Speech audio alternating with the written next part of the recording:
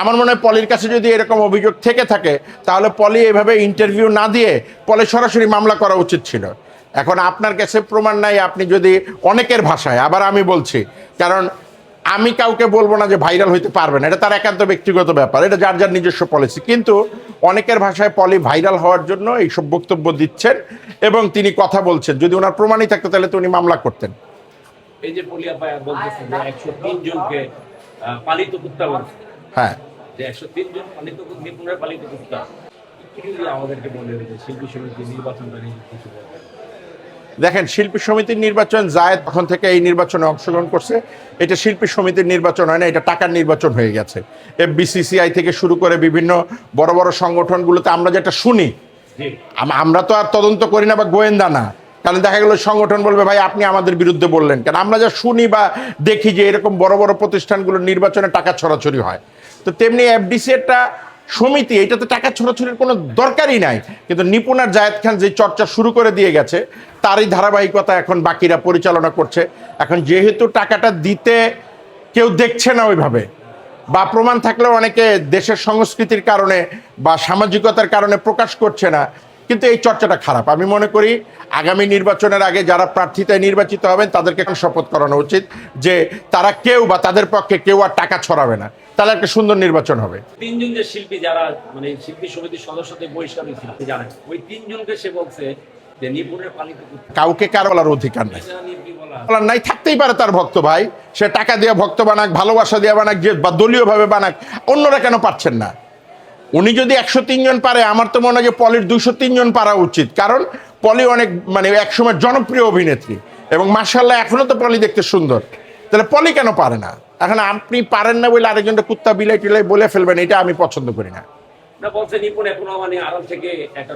স্বাভাবিক, ওদের কাছে তো অনেক টাকা আছে রে ভাই, নিপুণদের কাছে অনেক টাকা আছে, ওরা আড়াল থেকে খেলতে পারবে, ওদের যারা সমর্থক আছে ওদেরকে নিয়ে খেলতে পারবে, খেলার তো শেষ নাই। আবার আমাদের কিছু কিছু উদারপন্থী নেতা আছে, তারা বলে দলাদলি কোনো করার দরকার নাই, সব এক।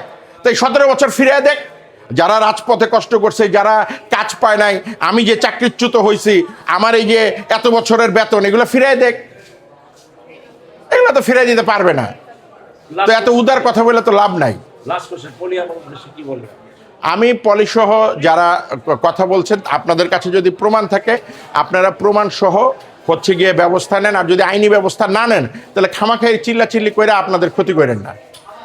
বর্তমান নবনির্বাচিত কমিটিরা শিবা সাহেব এবং সাধারণ সম্পাদক জায়েদ খান জয়সুদ্দিন বলছেন যে আসলে এটা হয়তো একটা কষ্ট থেকে বলছে, আসলে জয় পরাজয় সবার ক্ষেত্রে আছে। হ্যাঁ, অবশ্যই জয় পরাজয়, দিন শেষে জয়টাই হচ্ছে দেখার বিষয়। সুন্দর ডায়লগ।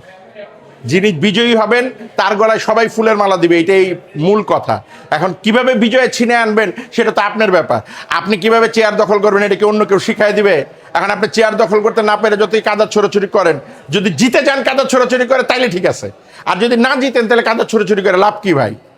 রাজনীতি মানেই তো আসলে টাকা পয়সা খেলা না, রাজনীতি মানে হচ্ছে দেশপ্রেম। সেটা ঠিক আছে, কিন্তু বর্তমান যে প্রেক্ষাপট দেখছি আমরা, না, বর্তমান প্রেক্ষাপটটা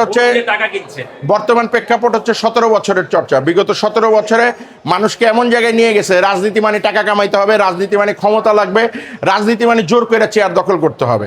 কিন্তু আসল রাজনীতি তা না। দেখেন জনাব তারেক রহমান কি বলছে, দেশের জন্য কাজ করেন, দেশের জন্য কাজ করেন। আপনি রাজনীতি মানে হলো দেশের জন্য কাজ করবেন, আর আপনি দেশের জন্য কাজ করতে গেলেই অটোমেটিকলি আপনার উন্নতি হবে, কারণ আপনি কাজ না করলে উন্নতি হবে কিভাবে ভাই? আপনি যাবেন একটা জায়গায় কাজ করবেন, পরিশ্রমের বিনিময়ে আপনি কিছু পারিশ্রমিক পাবেন, অথবা আপনি একটা কাজে ভালো কাজ করলে মানুষ আপনার প্রশংসা করবে। হ্যাঁ, এই যে 103 কে পলিয়া বকা দিচ্ছে এবং 103 আবার বলতেছেন যে পলি হচ্ছে একটা অশ্লীল সিনেমার নায়ক, সে ভালো কিছু সিনেমা ইন্ডাস্ট্রি দিতে পারেনি আজকাল, তার সিনেমার সব মেন্টাল দৃশ্য ছিল একটা। কাদা ছুড়াছুড়ি করলে কিছু কাদা তো গায়ে লাগবেই। আপনি যখন আরেকজনকে যুক্তি ছাড়া গালাগালি করবেন, অটোমেটিকলি আরেকজন আপনাকে হচ্ছে গালাগালি করবে। তো সো দ্যাট আমি মনে করি যে যারা 103 জন প্রতিবাদ করছে তাদেরও রাইট আছে, আর পলির কাছে যদি কোনো প্রমাণ বা ডকুমেন্টস থাকে আমি মনে করি পলি সেগুলো নিয়ে আগানো উচিত। সাংস্কৃতিক কর্মী মানেই তো হচ্ছে গিয়ে সংস্কৃতি চর্চার সাথে থাকতে হবে। আপনি যদি বাইরে না বের হন বা এই সংস্কৃতি চর্চার সাথে না থাকেন তাহলে বুঝবেন কিভাবে যে আপনার দেশের সংস্কৃতি কোথায় যাচ্ছে বা আপনার অবস্থান কোথায়, বা আপনাকে কতটুকু পরিবর্তন করতে হবে। আজকে অ্যাওয়ার্ড পেলেন, অ্যাওয়ার্ড আসলে কাজের কতটা অনুপ্রেরণা দিল? অ্যাওয়ার্ড প্রতিটা মানুষের অনুপ্রেরণা যোগায়। আজকে ধরেন যারা যারা অ্যাওয়ার্ড পেল অবশ্যই তারা আগামী দিনের অনুপ্রেরণা পেয়েছে। তো এখনো সরে নাই কোনো জায়গা থেকে, তারাই গাইরা বসে আছে। আর আমাদের বিএনপির মধ্যে নিজেরা নিজেদের সাথে গুতাগুতি করে বেশি। আপনি ওই যে বেহেস্ত দোজকের গল্পটা শুনেন নাই? সব বেহেস্তে হইল গিয়া দোজকে পাহারাদার আছে, কিন্তু একটা দোজকে পাহারাদার নাই। যা দেখে যে কেন এখানে পাহারাদার নাই, কয় ভাই এটা বাংলাদেশের দোজক, এখানে একজন আরেকজন উপরে উঠতে হলে আরেকজন পাও ধরে টাইনা নামায় ফেলায়। তা আমাদের বিএনপিতে ঠিক অনেকটা ওই রকমই, যে একজন উঠতেছে তারা আরেকজন পাও ধরে টাইনা নামায় ফেলে, নিজেরা নিজেরা যুদ্ধ করে, কলহ করে, একত্রতাটা হইতে পারতেছে না সহজে। যেহেতু তারা একত্র হইতে পারতেছে না, তাই তারা ওদের সাথে ফাইট দিয়ে পারতেছে না। না অনেক সিনিয়র প্রবীণ অভিনেতা আছে। দেখেন, এই বিষয়ে ফ্যাসিবাদ পালিয়ে গেছে বা স্বৈরাচার পালিয়ে গেছে, তাদের দোসররা রয়ে গেছে। কিন্তু 300 এমপি মিলায় টিলায় ধরেন সর্বোচ্চ নাহলে 3000 লোক পালিয়ে গেছে। কিন্তু বাংলাদেশে আওয়ামী লীগের সংখ্যা তো 3000 না। যদি আমি 30% ভোটার ধরি, তাহলে এই 30% কিন্তু ওইখান থেকে 2-3% গেছে, বাকিরা তো বাংলাদেশে। তাহলে তারা একটা গ্রুপিং করবে।